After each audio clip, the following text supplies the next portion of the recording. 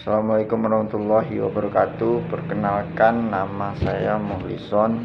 Saya dari Fakultas Syariah, jurusan Hukum Tata Negara, semester 4 dengan NPM 1921020398. Di sini saya akan mempresentasikan tentang mata kuliah Filsafat Hukum Islam pertemuan kedua yang berjudul Makna Hakikat Sesuatu Menurut Filsafat. Definisi hakiki atau esensial adalah pernyataan hakikat sesuatu, yaitu suatu pengertian yang abstrak, hanya mengandung unsur-unsur pokok yang diperlukan untuk memahami suatu golongan tertentu dan untuk membedakannya dari golongan-golongan lain, sehingga sifat-sifat golongan tersebut tidak termasuk dalam hakikat sesuatu itu.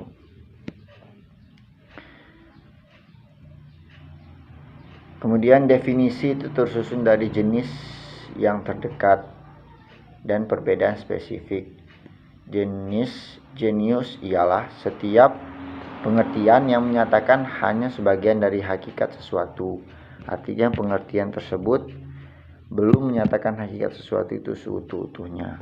Perbedaan spesifik ialah setiap pengertian yang membedakan golongan dari jenis jeniusnya. Misalnya berakat budi membedakan manusia dari hewan.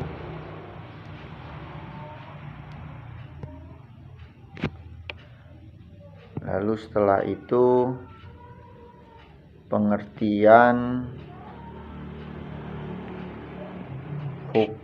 filsafat hukum Islam. Filsafat hukum Islam terdiri dari 3 kata, yaitu filsafat, hukum, dan Islam.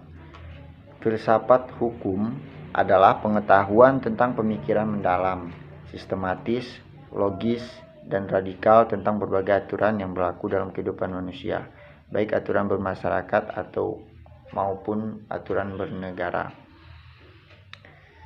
Sedangkan hukum adalah peraturan-peraturan tentang perbuatan dan tingkah laku manusia dalam lalu lintas hidup. Secara singkat, hukum berarti ketetapan yang telah disahkan.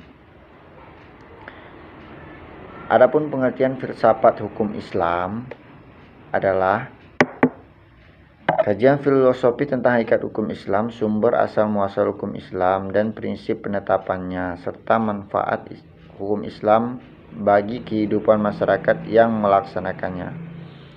Dengan demikian, yang dimaksud dengan filsafat hukum Islam adalah setiap kaidah, asas, aturan-aturan pengendalian masyarakat pemeluk agama Islam. Kaidah-kaidah itu dapat berupa Al-Quran, Al-Hadis, pendapat para sahabat dan tabi'in, ijam ulama, fatwa lembaga keagamaan. Filsafat hukum Islam diartikan pula dengan istilah hikmah at-tashri'. Lalu selanjutnya, faktor-faktor yang menjadi ciri filsafat hukum Islam. Faktor-faktornya ini ada 5. Yang pertama, wacana atau argumentasi. Artinya, memiliki kegiatan berupa pembicaraan yang mengandalkan pada pemikiran, rasio, tanpa verifikasi uji empiris, perbincangan dengan menutup mata. Yang kedua, segala hal atau sekalian alam. Artinya, semua materi pembicaraan filsafat adalah segala hal menyangkut keseluruhan yang bersifat universal. Tidak ada yang tidak tersentuh oleh pembicaraan filsafat. Yang ketiga, sistematis. Artinya, perbincangan ini mengenai segala sesuatu dilakukan secara teratur, mengikuti sistem yang berlaku sehingga tahapan-tahapannya mudah diikuti.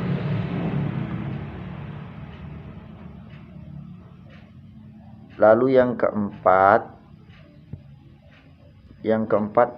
radikal.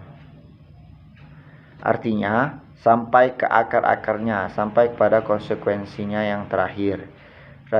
Radix artinya akar, yang juga disebut arse, sebagai ciri khas berpikir filosofis.